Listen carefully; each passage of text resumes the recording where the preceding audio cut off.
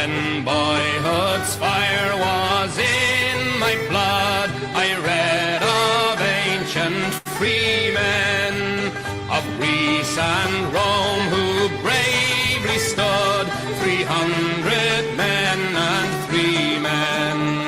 And then I prayed I yet might see our fetters rent in twain, and Ireland long a province be, a nation once again, a nation once again, a nation once again, and Ireland long a province be, a nation once again. And from that time through wildest woe, that hope has shone a far light, nor could love's brightest summer glow outshine that solemn starlight. It seemed to watch above my head through foreign field and fane, its angel voice sang round my bed, a nation once again, a nation once again, a nation once again, and Ireland long a province be, a nation once again. So as I grew from boy to man, I bent me to my bidding, my spirit of each selfish plan and cruel passion ridding. For thus I hope someday to wade, nor can such hope be vain, when my dear country shall be made a nation once again, a nation once again, a nation once again, and Ireland long a province be, a nation once again. You're listening to This Week in Clown World with Ben and Hobbs, so sit back, relax, take your black pill, and enjoy the show. Ah, gosh and be gone, me lads. It's once again time for This Week in Clown World with Ben and Hobbs. I'm Hobbs, and you're in Clown World. Yeah, not as clowny as Ireland, apparently. You know, who would have thought that it just took stabbing 5 kids to finally rouse the Irish to anger?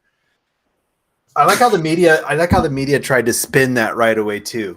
Did you see that? I mean, right away they came out, oh, he's not an immigrant. He's been here for 20 years. Yeah, they did an industrial level of spin on it. You know, he's not a migrant. He's been here for 20 years, and then they failed to recognize that he should have been deported in 2003, and that he should have been in jail because he was caught a year ago carrying around a knife in public, and he has mental health issues, which they're using as an excuse to keep him in the country for some reason. You know, hasn't had a job the whole time he's been there, supposedly. Yeah, got Irish citizenship because as I was listening to it on the way home today, apparently he got there like in early 2001 or something, and filed several appeals to get Irish citizenship, and they kept getting rejected. And many of them were filed on his behalf, and he wasn't even filing them. It was an NGO that was filing them on his behalf. Rejected. Should have been deported in 2003. They let him stay, and then sometime around, I think I heard 2008 was when they changed the definitions, and they're like, okay, we're going to retroactively grant this guy citizenship, and gave him citizenship, and he's been on benefits the entire time. Somebody commented over on YouTube, Ireland 40 Irish. Yeah. Yep. I'd like to see how the left would spin that. They were trying to say that in Scandinavia, the white people aren't indigenous there. They're the Suomi were there or whatever. I'd like to see him try and spin who the indigenous people were in Ireland. It's actually kind of funny that you use that terminology because Freedom Tunes dropped an episode today that was really good. It was they were rioting and the guy's like, he's like, all right then, what are you rioting all about? Where's your riot police? And he's like, where's your permit? And the guy's like, we're rioting over the poor treatment of indigenous people. And the cop's like, oh, well, I guess that's a good enough reason. Hey, wait a minute. You're not talking about the people indigenous to here. They do like a little river dance. It's funny. It's really funny. Yeah, what happens when the white people are the indigenous people being oppressed on? Are you able to flip the script at that point? It'd be interesting to see if they do that. No, you can't, because all of this talk of respecting indigenous cultures and respecting minorities and all this other stuff, it's all and the diversity thing too, it's all code for hate whitey. Well, and the progressives think that white people are like the dwarves from Lord of the Rings. We just sprouted from the rocks, apparently. That too. And you see that narrative popping up in a lot of BBC specials and stuff where they're trying to we read the genetic code of like Cheddar Man, which was a mummified fossil that they found in Cheddar in England, and it's like, oh yeah, we determined that he had dark skin, and it's like, so. Fair enough. I mean, because the waves of people maybe you know the history of England, so I'm preaching to the choir, but the waves of people who went through there, I mean, one of the waves of people that ended up in England came from the steppes of Eurasia. So, surprise. Yeah, right. Britain is an island, and, people didn't, like you said, they didn't just sprout up from the rocks. They had to come from somewhere. And, if the guy had slightly darker skin, yeah, he probably came from like South Europe or something, like the Mediterranean region. Mm-hmm. Probably had darker skin for a while until, obviously people adapt to their environments. The skin lightens up so you can absorb more vitamin D in the sunlight. That's why people near the equator have dark skin and people in northern climates don't. That's just basic evolutionary science. So when the 10,000 years ago, the guy migrated into Britain, he might have had darker skin. Yeah, so what? That doesn't mean he was a fucking sub-Saharan African. Yeah. And, surprise, these people move across the Eurasian steppes. They get to the coast of France and they look across the water and like, well, what's that fucking place? Let's go over there. So, I mean, it happened in several waves of people going over to England. Another thing I like to see, it looks like the IRA has a new cause to work for now. No, do they? Yeah, you didn't see that? They were picking up this whole nationalist anti-immigration cause now. They're pivoting their agenda a little bit. Oh, what do you know? So we'll see how that plays out for everybody once the IRA gets involved. Well, the IRA is one thing, but the political arm of the IRA is a group called Sinn Féin. Mm-hmm. And they're all on board with the migrant thing. They're saying that the riots that happened on account of the little kids getting stabbed are unacceptable, and diversity is our strength. So, the IRA's political arm, Sinn Féin, like a political party, is all on board with this diversity thing too. And we'll hopefully, I just resent the link. Well, I don't understand why Ireland thinks I don't understand how they're playing that angle, saying that Ireland needs to take in immigrants. Have you seen what's the angle that they play about why they need to have these migrants coming in Ireland? It's the same used up bullshit. It's a combination of things. Like one is the used up bullshit excuse that birth rates are on the decline and we won't have anybody that'll be able to prop up our social welfare systems, and we need all of these immigrants to come in because as the indigenous Irish population gets older, we're going to need people to take care of them and provide service and blah blah blah, when all they have to do is just lower taxes, lower the expectation of public services, and start having Well, more shit, they've kids. barely even recovered from the potato famine. Yeah. I mean, I'm not joking. The population levels, I think it was 2012 where it finally recovered to the same level as the exodus from the potato famine. Yeah. And the other reason is it's simple white guilt browbeating them into accepting foreigners into the country. That the people are starting to be able to say it now, but for the longest time you can't in good company say that, like, hey, our little Irish hamlet with 500 people doesn't need its population doubled with non-English speaking Moroccans and Algerians. Yeah, because when you think of a country that's been oppressive slavers, it's the Irish. Said very, very tongue in cheek, of course. But yeah, that's all it is. It's we're getting old. We're not having enough kids, and you're white, therefore you're evil somehow, some crazy way. Yeah, so that's basically all it is. Raptor here comment I missed it. I think he was talking about when I said, they get to the coast of France and they say, what's over there? He said, people really underestimate how much world exploration was fueled by hay as their food over there. Food and poontang, I'm sure. And then later, things like gold. Yeah, gold. Yeah. So yeah, we'll see how that works out for Ireland. Another European country, Netherlands, is also having some migrant backlash.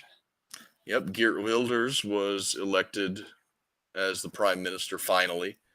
He's been angling for that job for a long time. You got that going on in the Netherlands. You've got the AFD is on the ascendancy in Germany. You've got what's going on in Ireland. Like I said, I don't know how much stock you can put in it, but Conor McGregor, the UFC star, has been making a lot of waves. In one of his recent tweets, he said, if the government of Ireland won't do something about this, then I will. Which to me sounds like he's going to be running for office. Yeah, if they don't throw him in the clinker first. Or maybe there's some obscure law still on the Irish books about, honorable single combat or something, which I think would be hilarious if it was true. He could challenge the Prime Minister of Ireland to a cage match and whip his ass. And now I'm the King of Ireland. Well, and I didn't see what the details of this law is that they passed, but it's not good from what I've been seeing. I don't think they've passed it yet. They're trying to pass, yeah. Yes. And it is a lot of people said it has the possibility of being the worst hate speech law in all of Europe, which is saying a lot because Europe is very, very, very bad about their hate speech laws. One of the things is that you remember how big of a deal people made over stop and frisk, right? Yeah. Yeah, here in this country, stop and frisk, it was a big Fourth Amendment thing. Where cops suspects you might have a weapon, they can just stop you and frisk you. And if you have a weapon, well, if I'm reading it correctly and it's not hyperbole, this hate speech law gives the police the opportunity to search your phone at any time.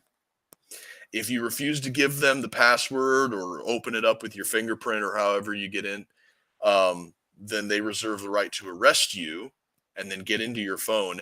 And if you have memes or text messages or any kind of media on your phone that could be seen as being hateful or inciting a violent response or something like that, 5 years in jail. I know I've got some spicy memes on my phone that wouldn't pass muster. So,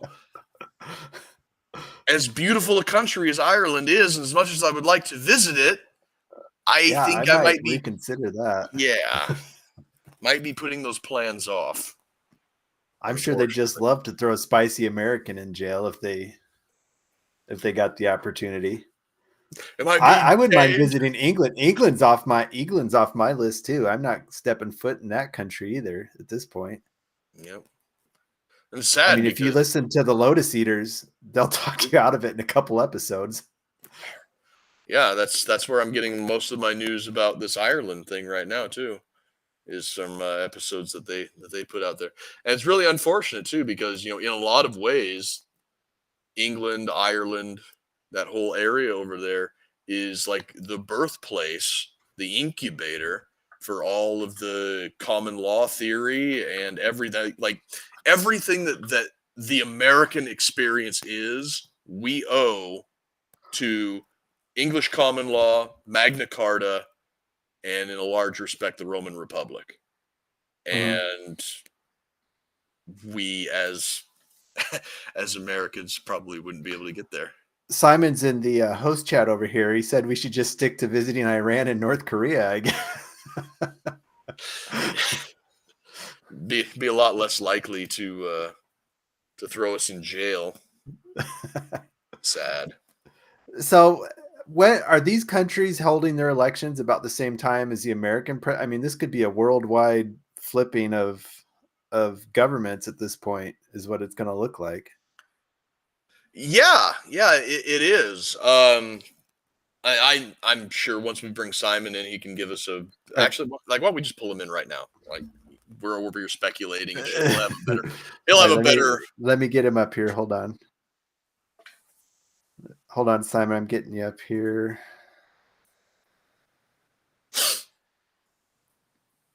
Simon, you hear us? I can hear you fine, guys. Hey, thanks for joining us, man. Yeah, so what's going on over there in the Emerald Isles and in Europe in the broader sense? Because it seems like all these European parliamentary elections are either going to take place at roughly the same time or close enough that like a sort of right-wing populist sea change is on the horizon. Yeah, I don't really see that myself, to be honest. In Ireland, all three main political parties are super in favor of immigration. They've literally doubled the pop. So you talk about restoring the pre-potato famine population in 2012.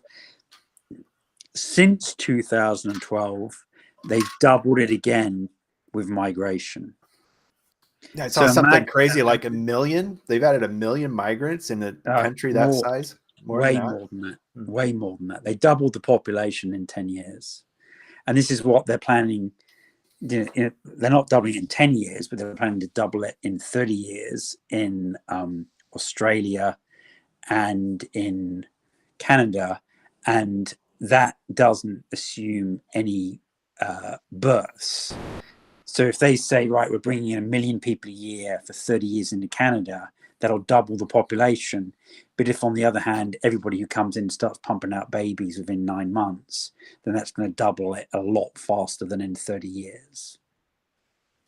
Right. And a lot of the reason that the birth rates in places like Ireland and, to a large extent everywhere in Europe and the United States and Canada is so low is because the people that, live here and, born here and contribute to taxes, we pay so many taxes for these public services and we don't have enough money to raise a family.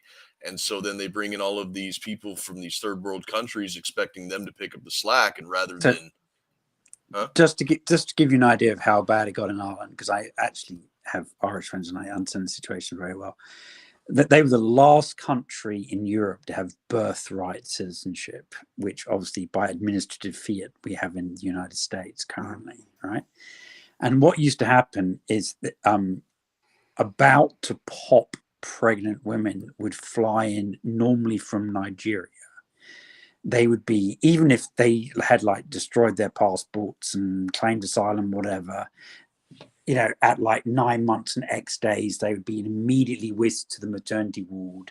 They would give birth to a child, and then migrant associations would immediately file for legal custodianship of the child, and on their behalf they would file an application of the like 1 day old baby, right, for chain migration for every single living relative they had. Jeez.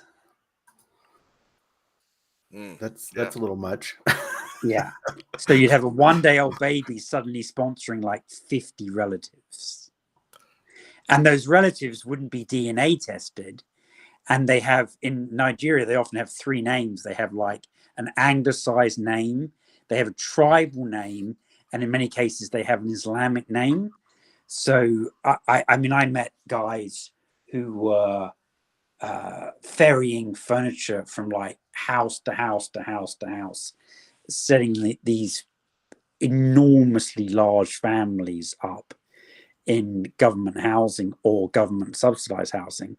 And they would just be saying, this is crazy. Like we're doing like 1,000 people this week. And it's real clear that these people aren't related. But on the paper, Nigeria's beating the pants off everybody in birth rate. Aren't they like twice as many births as the next closest country or something crazy? I'm not, I must admit, I'm not sure about that. I think I saw a stat the other day. I mean, they're even way ahead of India. Yeah, Putin was talking about this 2 days ago, and he said that in Russia we need to encourage families to have 4 or 5 children. And if we recall our grandparents, bearing in mind he's like 70, so when he says grandparents, it's like great grandparents for you and I. He said they used to have 8, 9, 10. And he said that, if we don't do that, we're going to like lose control of the country. And that's the case because they've got a massive country and actually their population's going down, and the Chinese are looking north going, you've got quite a lot of farmland and there's nobody available to farm it. Yes, I believe that somebody in the last century called that Lebensraum. Lebensraum, yeah. And actually that wasn't just some crazy theology or conspiracy theory or whack job idea, whatever you want to call it. You've got to remember that whole movement was initially based upon the agricultural sector, and it was the farming community that really supported it before it was adopted by the industrialists and the professions like the lawyers, the doctors, and the accountants. And all of those big torchlit ceremonies that you can find old black and white movies of on YouTube, most of those people are actually farmers. And part of the theory was because Germany was not mechanized either in their infantry or in their farming community, right? Everything was all horse-drawn right up until 1940. And they had calculated that for a family to, with 5 or 6 children to support itself, they needed at least, I think it was 10 acres. I may be mistaken, it might have been 10 hectares. But whether 10 hectares would have been 25 acres, so something like that number. And when they multiplied that number by the number of people who were still living on the land, they realized they didn't have nearly enough agricultural land, and so they literally had to go east. Well, and a certain Austrian painter realized, his country was having that problem, and he was encouraging births. And I think Russia joked that Germany was going to be sending toddlers to the front eventually. But we've had to wait till the Ukrainians get their conscription services organized. You see now that the age is 17 to 70. Jeez. 65 for combat and 70 for administrative duties. Looks like a country ripe for migration. I mean, if you see the stuff that Stoltenberg and Zelensky and the OSCE have been saying in the last 2 years, I mean, we seem to have had a glimmer today. Well, I say we had a glimmer. There was a disturbance in the force as Kissinger passed to hell. And that disturbance somehow allowed the employees at The Economist magazine to come in terms of reality for a few hours. And during that time, they published an article where they said, might we actually be losing in Ukraine? But otherwise, all the think tanks, they're still like, it's going from like a quick defeat to a long war.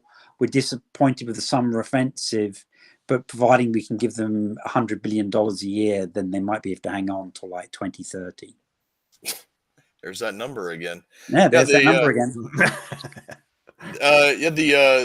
What was it? Was it the Washington Post or the New York Times a couple of weeks ago? Also had an article where they're saying that it's time to something like time to stop the magical thinking about victory in Ukraine. Mm-hmm. Mm-hmm. Yes, yeah. That's correct. Man, those poor fucks are going into a second winter in the trenches over there. Yeah, and don't forget they had winter came early. So they had that incredible storm on November 26th and 27th, and it literally was blizzards. And everyone was like, what the heck? It's not even December, and we've got like blowing snowdrifts. So imagine you're like in a ditch with a crappy, rusty AK-47, and I mean 47, not 74, and you're like, 68 years old. The patriarch of the Orthodox Church in Ukraine, that's now technically banned, right? Because it's the Russian Orthodox Church as opposed to the official Orthodox Church of Ukraine. He just got served with a conscription notice, very conveniently, and he's 68 years old. Well, easy, Hobbs. We're going to have to start charging money for this if you get your foot up there. No, I just don't. And I don't know what Russia's thinking because, a healthy male is such a commodity, and why he wants to keep throwing them away at this point. You're saying Putin wants to throw them away, or Zelensky wants to throw them away? Both of them. I mean, they're both thrown away. It seems like Putin's throwing them away a little bit too at this point because that land is just, at least to me, I mean, that land just seems fucked. I mean, how much value does a productive young male have in a society compared to some shitty Ukrainian land at this point? I mean, he's got enough other. Do you think it's just he's got a sunk cost fallacy going on, or what? No, I don't think that he's figuring that he has to do it because X number have died already. That's a very American concept. I suppose a Russian concept. I mean, the meat grinder is their culture at this point. I don't necessarily agree with that either. They had the World Russian People's Council annual conference on I'm losing track of days. I discussed it on Wednesday, so it happened on Tuesday. And that was real interesting. There's a lot of interesting Russian news that's happened this week. So, but that in particular, Putin addressed the plenary session, and the Russian patriarch of the Russian Orthodox Church was actually hosting the event. And Putin had a lot to say in a lecture that, when you got the transcript, was only like 3 pages or something. He was talking about they had this phrase called the Ruski Mir, okay, which means the Russian world.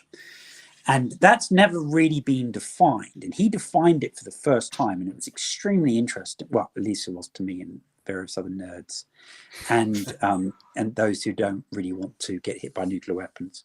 And he said that it was the ancient Rus, it was the Russia of the Tsars, And when he said that type of czars, he was talking like Ivan the Terrible, Catherine the Great, stuff like that, like 200 years ago.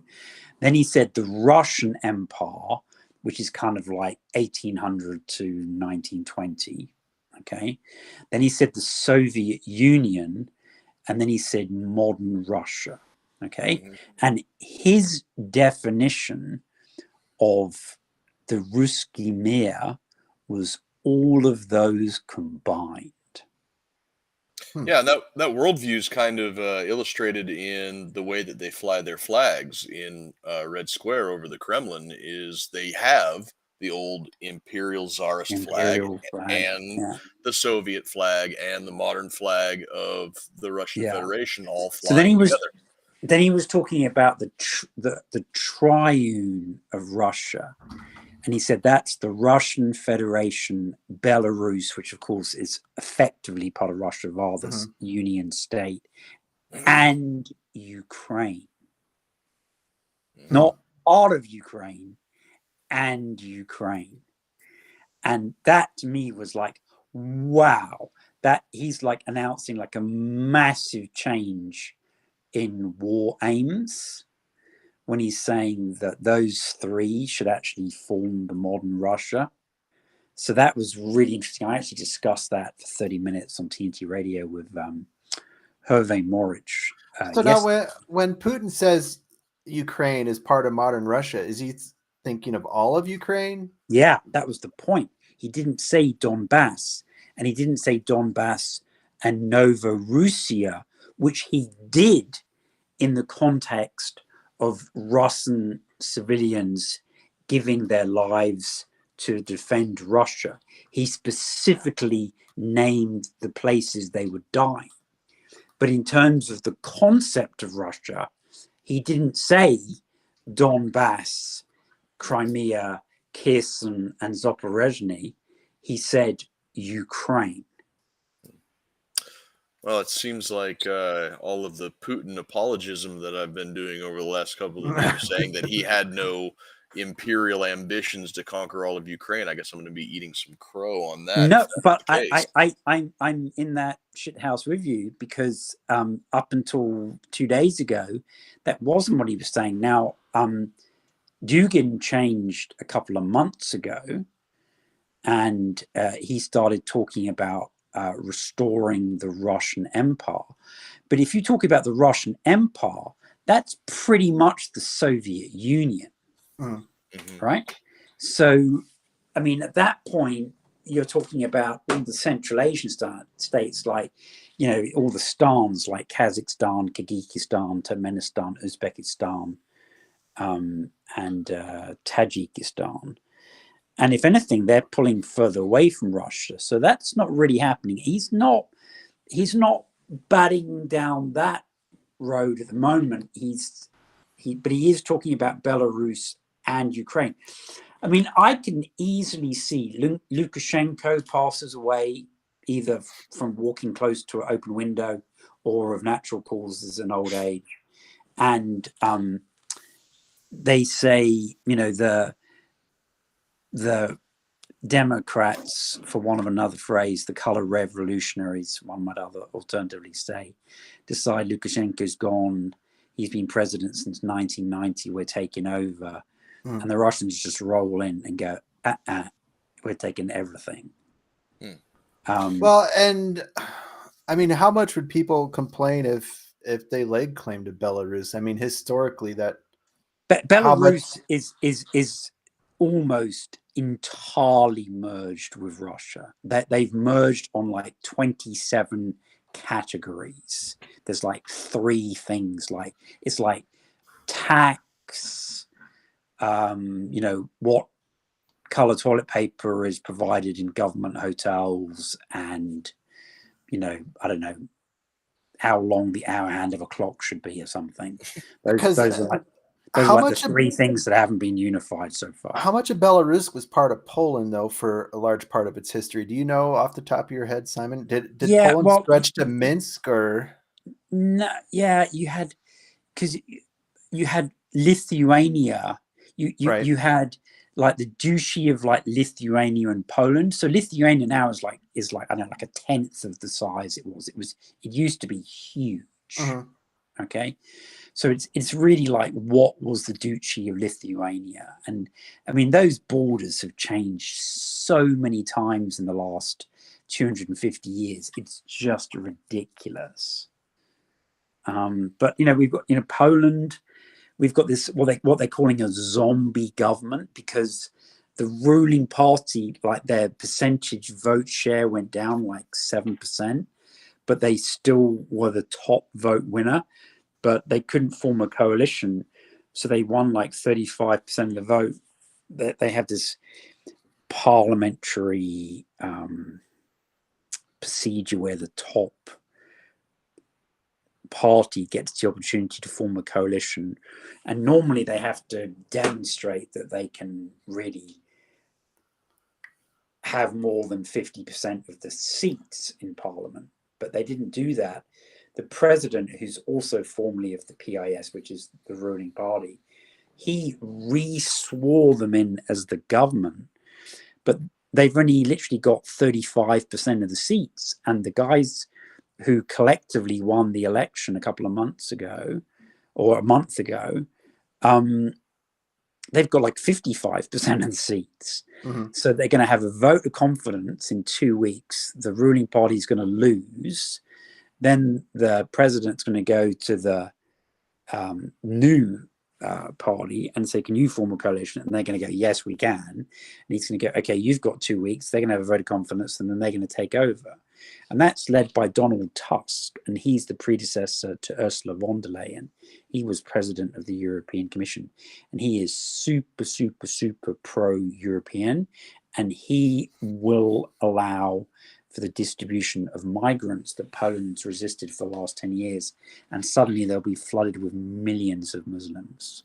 And that's the one country in the whole of Europe that's never had any Islamic terrorism. Yeah, and I'd like to visit Europe, but Poland was on one of my countries I was thinking would be fun, and Hungary. So, probably in the next 10 years, I'm going to have to cross Poland off that list at some point, because I guess next it's going to 10 go years, down. next 10 days. They got the boats ready to go to land in No, Danzig. it's not even boats. They want to put them on a train, not necessarily in a cattle car, like they did in 1942, 3 and 4, and redistribute all the migrants they have stacked up in hostels all over Europe into Poland, which currently has 0 Muslims. And they wanted to pass a rule that for every migrant, for every year you refuse to accept their distribution, you're going to have to pay 12,000 euros or $13,000 in compensation to other countries who are housing them instead. So that's like $1,000 per person per month every year. And Orban in Hungary, and now Fico in Slovakia, and Poland, what was called the Visegrad Group, they were resisting that, but Tusk is gonna flip on that. I mean, it's really what was it that Pat Buchanan said at his famous book, Suicide of the West. Was what? Right. Do you remember that book from like the 90s? I don't remember that one that Buchanan. I read it. What was this other one he wrote that? I read that one a long time ago. Everybody read it at the time. He was pointing out how the European birth rate had collapsed, and it's collapsed more since. That's a good book.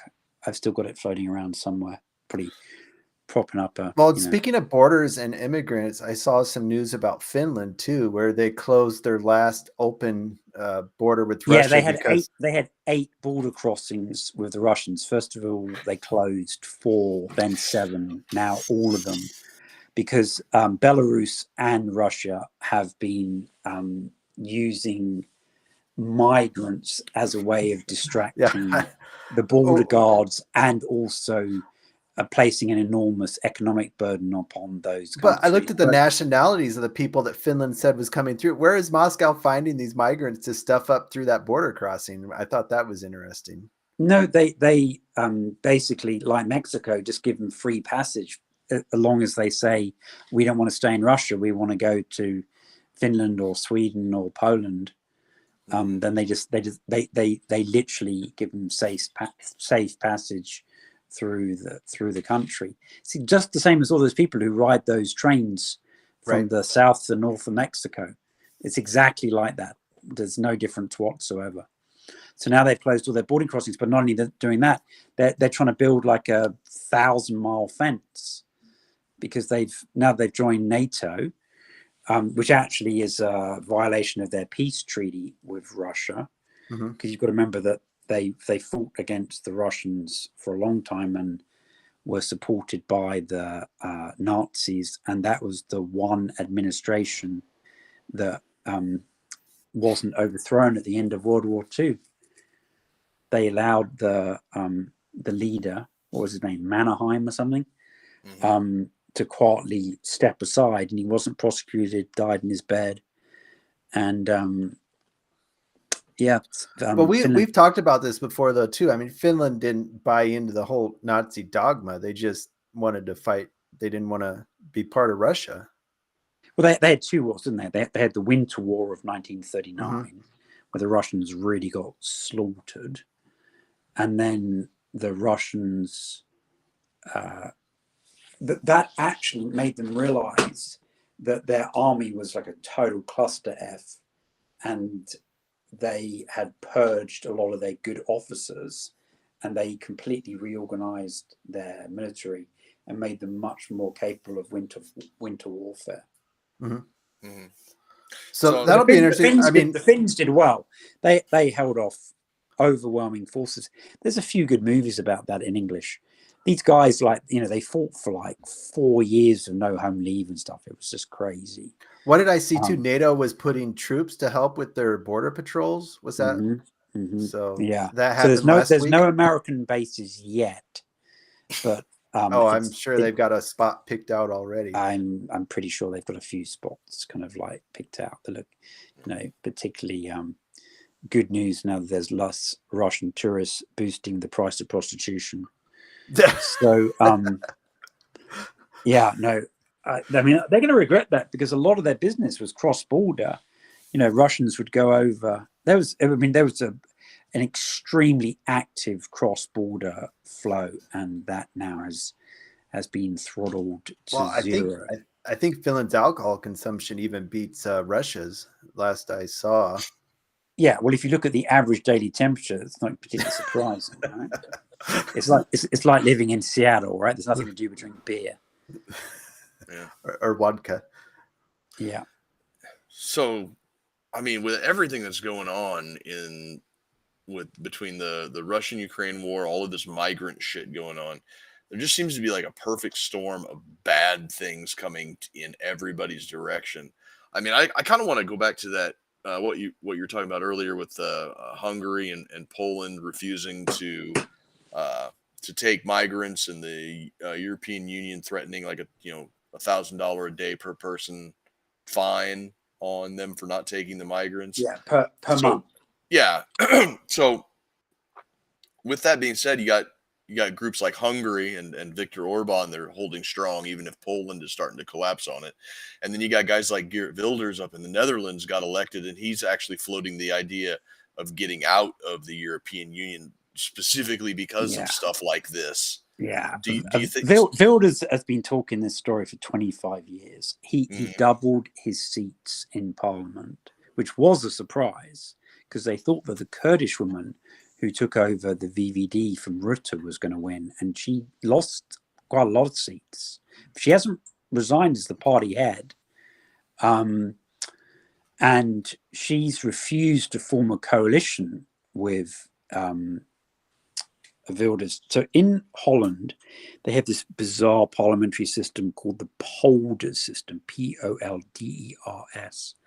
And that basically means that it's always a coalition government, and that it's almost impossible for any one party to get more than roughly 25% of the seats in Parliament. Okay, so Wilders' party got 35 out of 150 seats. So what is that? A lot. I don't know, like 22, 23% of the overall seats, right? But he needs 76 to form a government. So he needs to form a coalition with the second largest party have said no. The third largest party, which is only 3 months old, called the New Social Contract, which is a pretty cool name, they've said probably. Then he has to basically go to like the fourth and the fifth to get to 76. So they only need one or two of those parties to say no. And like Sinn Féin in Ireland, who won 40%, but couldn't get either of the two 30% parties to join with them, he could be locked out, like happened in Sweden for like a decade. And like has happened to Marine Le Pen in both the European Parliament and in the French Parliament, that other people just, even though she gets like 40% of the vote, everyone refuses to work with her. So it's a 60% coalition of 10 parties versus one or two people merging with the 40% winner. So then what happens in that case? And I think there's a good chance of that happening in Holland. You've got to remember the last government took 21 months out of a 4-year period to negotiate an agreement to form a working government. And then it fell apart after a year and a bit. So what does that mean exactly? Does it mean that they're not going to be able to pass any legislation, come to a budget or anything? No, it doesn't mean that. What it means is that the super WEF arch evil guy, Mark Rutte, who was their prime minister for 13 years, remains the prime minister until a group can pass a vote of confidence. Oh. So he could literally be in power until like Easter of like 2025, which is like the WF deadline for all of the crazy, let's get rid of all the cows in Holland plans. That's not over. The Farmers' Party, the BBB, who took like 35% of the vote in the Dutch Senate elections, they got, because they did nothing and they actually kowtowed to the government, their vote share collapsed. It went from 35% to 8 out of 150 seats. So what's that, like 6%?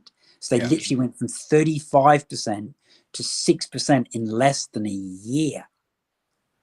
And there are people warning that BBB party was full of crap.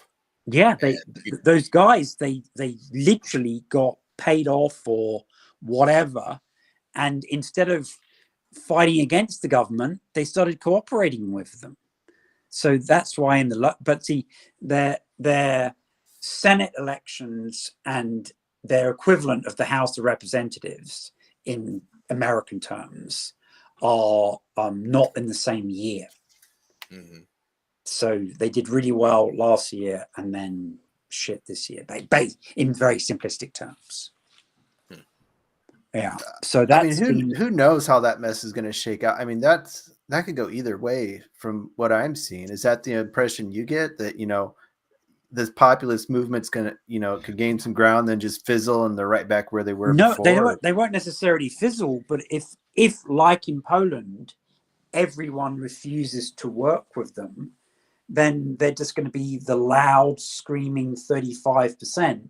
And all the small parties are going to go boo-hoo, we're all working together, and we're the remaining 65%. Right. So Go ahead.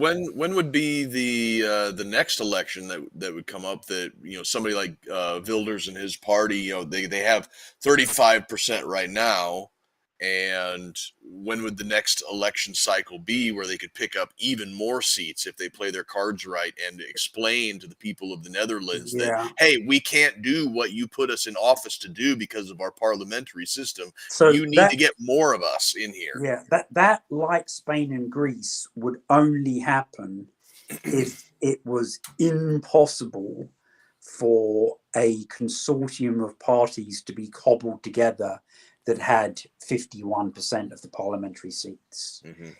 If they just try, and then they go to king and just say, we hate each other, we can't work together, we need another election, then there would be another election. Otherwise, it's like 4 or 5 years away.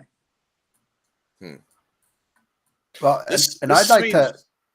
I was going to say that, like, this just, when you have these wildly disparate political groups that are absolutely refusing to work with each other, and I don't know enough about Netherlands politics to know if my view of it is accurate or not, but to me, this seems very much like it is in America, where you've got a rural component versus an urban component, and the two are refusing to agree on anything.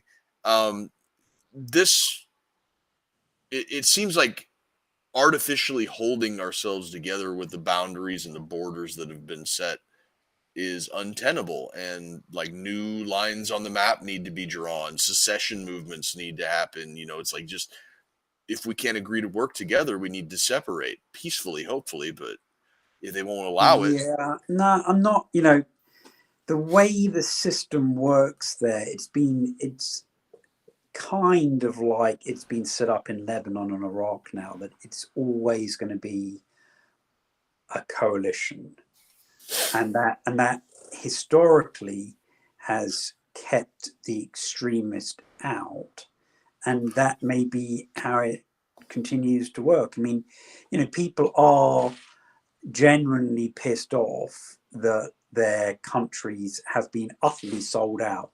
It's the case in Belgium, it's the case in France, it's the case in Germany, it's the case in Italy, it's the case in Ireland.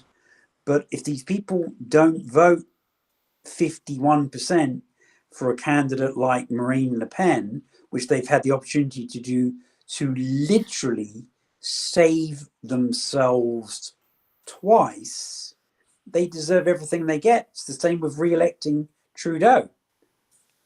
What absolute psycho moron would re-elect Trudeau? And they did it. Yeah, it's almost like somebody realized that all Europe's governmental systems were fucked and they should start a new country across the ocean. Not that ours is any better, but you can have, the way American government is set up, you can have a quick turnaround. That's all a freaking myth, right? Mm-hmm. You look at the Puritans, they didn't have freedom of religion there. There was no mosques, synagogues, and Buddhist temples. You couldn't even be a Protestant and go into Massachusetts, right? Mm-hmm. So that's total BS. Yeah, we got right? They came over, and the first thing they established was an Iranian-style theocracy. And you look at what the Jacobins did; they took control of the printing press. Mm-hmm. They bought out all of the publishing companies in America, every single one. So yeah, I'm afraid a lot of that history is literally urban myth. Mm-hmm. Sounds good though. It sounds good for Thanksgiving, but the rest of the time it's kind of like, let's look for some witches. Well, the founders of America probably had something in mind when they realized, coalition governments are not a way to go. I mean, it wasn't anything about coalition government. It was literally a theocracy. It was, you will dress like this, you will not play music, you will not sing, you will not dance, and you will not show your ankles. And if you come into our town and try and do that, then maybe you're a witch. Well, there's still some places like that in the South, I think. I'm not sure, though. Yeah. Well, and I want to hop over to the other side of the globe here. I know you love China news, and we don't have a lot of time, so I'm kind of remiss to bring it up. But I saw China's finally getting some pushback in the South China Sea there, From who? which warmed the cackles of my heart. I'd love to see China get bogged down in something Who, who, against the who, country. who are you suggesting is Vietnam. affected? Vietnam. Vietnam are relying upon the Chinese to build their high-speed railroad from Hanoi to Ho Chi Minh City. Well, I saw a story today. They'd started building artificial reefs just to fuck with China. What do you think? Is that going to go anywhere? That, I mean, it seems like Vietnam's getting sick of it. Philippines is getting sick of it. Philippines are just setting themselves up to get invaded like they did in World War II. They're forming alliances with Korea and Japan, but their government could get overthrown on that because they've got this son of Ferdinand Marcos, who's the president now, right? That he's reclaimed his father's throne. But Duterte, you've got to remember that it's his relative who's the vice president. She's really stirring the pot. And Duterte's saying, oh, I might come back and run again. Maybe we need to change the constitution. When I was in charge, we were slaughtering the drug dealers and friends of China, and we didn't have any problems. And the Filipinos are looking around going, are we going to rely upon the Australians and the Americans to save us from the Chinese? Or could we just be friends with the Chinese instead? Well, why don't these countries, I mean, they've got some groundwork. You're way more familiar than I am, but why don't like Philippines and Vietnam, why aren't they working together more to build some sort of, firewall against the Chinese? I mean, why doesn't California work with Kansas? Well, cultural. So there's too much of a cultural difference between Philippines and Vietnam. It's like, everyone assumes that Latinos get on well together, but you go to South Los Angeles and you'll find the Ecuadorians and the Guatemalans like killing each other every day. Mm-hmm. And, so people, particularly Americans, like to see things in black and white, but there's actually a lot of shades of gray. Mm-hmm. And the whole ASEAN interaction relationship. I mean, they've held together the peace there for 50 years. Everyone's got very rich off it, and they want that to continue. I mean, we've got the Indonesian presidential elections with the current president's son somehow having defied the Constitution and having got the Supreme Court justice to okay him to run for vice president, like the day before he retired. I mean, that's been like completely and totally stitched up. But they just want some degree of continuity there. I mean, but before we finish up, and I'll just throw these names out, and you can disregard them as much as you want. The story of the day, by far, is the fact that the Israelis have been using a targeting system based on almost solely artificial intelligence called Hab-Sora, which literally means the gospel, as in kill them all and let God sort them out. And that story broke in a magazine called the 972 magazine. What do you mean, like by targeting system? Like on so human targets? It used to take a whole team of intelligence officers about a week to come up with good bombing targets for Gaza, right? This new AI system is coming up with 100 a day. Yeah, and Israel is, I mean, we've seen all these AI conferences held between various countries. I don't remember seeing a lot about Israel giving their input on what sort of controls should be on AI. Yeah, well, it had controls, and the story goes they've taken all of the controls off. So the categories of personnel, the collateral damage, and the proximity to protected sites, all of the limiting factors have been taken off the system. And it's literally just generate a map grid, send it to the targeting system on the plane, and jam the pilot in the cockpit. Well, and I saw a story. I don't remember if he was the AI minister for Saudi Arabia or UAE or Qatar, but this minister made the comment, you know, the Persian Empire set themselves back 200 years by not adopting the printing press. So we're going to go all in on AI. Did you see? So, you know, already. Yeah, they've had conferences in the Middle East, but I mean, you know, Hobbs, you're very in tune with these nuances in the Middle East. So, you know, Hamas is actually spelled Hammas, and that stands for the Islamic Resistance Movement, right? And at the UN General Assembly on Tuesday, the Omani representative of the Gulf Cooperation Council, and he specifically said, I'm here representing Saudi Arabia, Kuwait, Bahrain, Qatar, UAE, and Oman, like name them slowly, like I just did, right? And he said, we're here to discuss the national resistance movement in Kuwait. He didn't say the Islamic resistance movement, but everyone knew what he meant.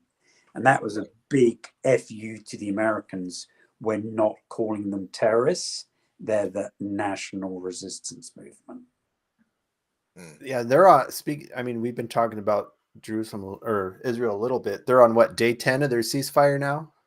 No, the original deal was for up to 10 days, but it was 4 days initially subject to renewal. They then renewed 2 days, and at literally the last second, wasn't technically the last second, it was literally the last minute to be accurate. They added another 24 hours. So that is going to end at 11 p.m. your time, Central District time. And then if they haven't got another extension, it'll kick off. But the problem that they've got is that the original deal was only for women and children. And they've basically run out of women and children to swap from the Hamas and Islamic Jihad captives. Okay. So they then go to these other categories. There's 4 categories. There's men older than eligible for military service, which in Israel I think is like 50 or 55, not 70 like Ukraine. Then there's women, active duty soldiers. There's male reservists, and then there's male active duty soldiers. And so those are the 4 categories, and they're saying we don't want a 3-to-1 ratio, we want like a 20-to-1 ratio. Bearing in mind that in 2015 or 16, when they swapped that one guy who they'd kidnapped, they got 1,102 prisoners in exchange for one guy. Sheesh. And after that, they introduced what was called the Hannibal Doctrine, which is what they did at the music festival when they were chain gunning the vehicles with the kind of Gatling gun mounted under the Apache helicopters, right? I know it's not technically a Gatling gun, but you know what I mean, right? Even though they couldn't identify friend or foe, because they were being told, do not let any of the vehicles drive back into Gaza because they might have prisoners in them. And that was the Hannibal Doctrine, that we don't want to be swapping out 100-to-1 or 1,000-to-1 like we did before. Because the current head of Hamas was released in the previous prisoner swap. So with that being said, and we're kind of running up on an hour here, and I got work tomorrow, so I want to kind of go to Sure, bed. But, guys. I mean, but it's a pleasure to be your guest. You yeah, pull the plug on Well, me I whenever just you want. and I just have one more. I'll let you guys pick the Yeah. last topic we talk on to after your comment, Hobbs. I was just gonna say, if Hamas is expecting these like 100-to-1 or 1,000-to-1 prisoner swaps, and they've got some of Israel's people, and Israel has some of their people, is it just because Hamas knows that the Israeli people and their Western backers are so risk averse and casualty averse that they have essentially all of the cards in this deal? Or is Yeah, but there. see, that's not the case anymore, because one, they've learned that they made a huge mistake when they did that 1,000-to-1 swap before. They're never going to do that again. Right. And this was a point that the Indonesian foreign minister raised in the Security Council yesterday morning. And she said that for every 50 prisoners the Israelis are releasing, they're taking 60 new prisoners in the West Bank every night. So since this kicked off on October the 7th, the Israelis have literally snatched about 3,300 men, women, and children from the West Bank. So they've taken more prisoners than they've released. So it's a literal prisoner swap. Just Yeah, I mean, Didn't we just release you last week? You joke about that, but there is one woman who's quite famous. She's very she looks like she's Scottish or Irish, rather than she's got flaming huge curly red hair, but she's Palestinian. You'd never guess she's Palestinian. She speaks fluent Arabic. She's born there. Her whole family are dark skinned. It's one of those kind of like regressive genes where, she looks like Boadicea or some other kind of like famous Scottish, I don't know, warrior queen or something. And they grabbed her for the second time like 3 weeks ago, and she just got released last night. And she's already like campaigning against them. They got an endless supply of prisoners. So yeah, that and Americans don't really understand that. This is medieval. It's literally like from the Crusades, where like 1,000 or 10,000 kind of like people would be captured in a battle, and then they'd be like ransomed or prisoner swapped. Mm-hmm. And it's just like that. It's exactly like that. And that's the game that everyone in the Middle East understands. But Israel are kind of like shouting and squealing. And because several of them are American dual citizens, the Biden administration is pretending they're Americans. But, they've been living there like all their lives or something. Mm-hmm. So, I mean, it's the same with the French and the Russians and the Germans. They've all got dual passports. They're living there by choice. Either that or they're fugitives from justice, trying to avoid being extradited for paedophile offences. Because the Israelis don't extradite their people. Yep. And so people often flee there, and for all this, hey, I'm an American, you can't touch me. They're like, fuck, I'm an Israeli, you can't deport me. Well, must be nice. Must be nice. The last thing I wanted to hit on was just a weird story I saw in The Guardian that it was confirmed the CIA has a UFO retrieval division. Did you see that one? I must admit, but I mean, like two other things. Have you guys been watching about Guyana at all? No. I'm shocked. So Guyana is wedged in between Suriname and Venezuela. Okay. And supposedly they're having a cabinet meeting tomorrow to discuss invading, like completely out in the open, Guyana, to claim 2/3, not like 2/3 of an acre, 2/3 of their entire country because they're pissed off about a land arbitration decision that was made in Paris in 1899. And it's chocker full of oil, and Chevron is up to its eyeballs in it. And believe it or not, in Venezuela on Sunday, they're going to have a referendum on whether or not to invade. So they're going to invade French Guyana? No, they're going to invade independent Guyana, which is separate from French Guyana. It used to, I think, be called British Guyana, but it's been independent for a long, long time. And there's American boots on the ground already. There's what's called the first Security Force Assistance Brigade. The initial is SFAB, and lots of people thought that it was Special Forces Airborne, but that was not correct. It technically stands for the First Security Force Assistance Brigade, and it's not an entire brigade, it's a few hundred Americans. But they've had meetings with the French, the Canadians within the last couple of weeks. They've got a brand new chief of defense staff, literally like 4 weeks ago. They're vastly outnumbered by the Venezuelans, and they're now relying upon the Brazilians to come to their assistance. You know you're in deep shit when you're relying upon the Brazilians. Yeah, well, let's kick off a war in South America, I guess. And they've already started rushing military reinforcements to the border with Guyana and the border with Venezuela. So it could kick off into like a 4 or 5 country war. And the point there is it could generate millions of refugees, all of whom are going to come to America.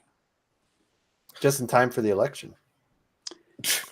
Just in time for Christmas. Yeah.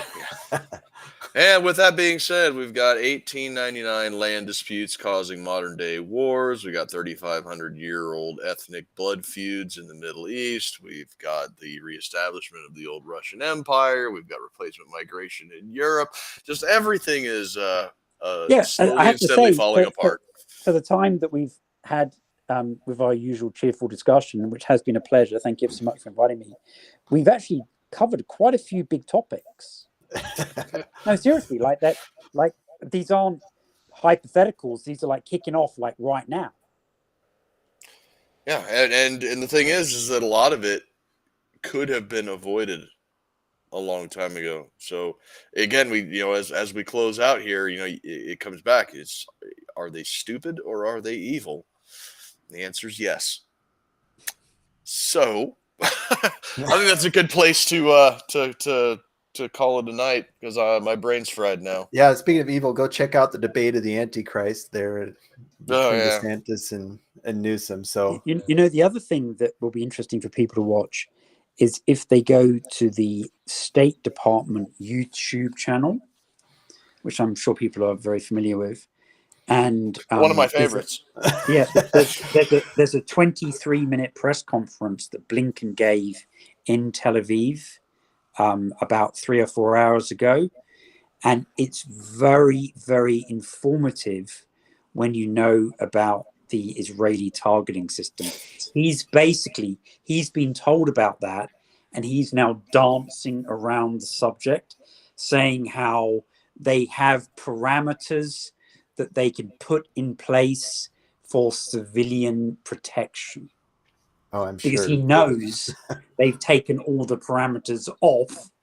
He knows what the system is, and he knows if they put the parameters back on, it'll cut the death toll by 90%. Well, great. Who would have guessed Skynet was Jewish? So we'll see how we'll see. But we'll wait for that thing to go rogue. If knowing that, you watch the press conference, like at all the long pauses when he's thinking, how do I say this without revealing this classified information? You can literally watch the wheels turning in his head. It's really interesting.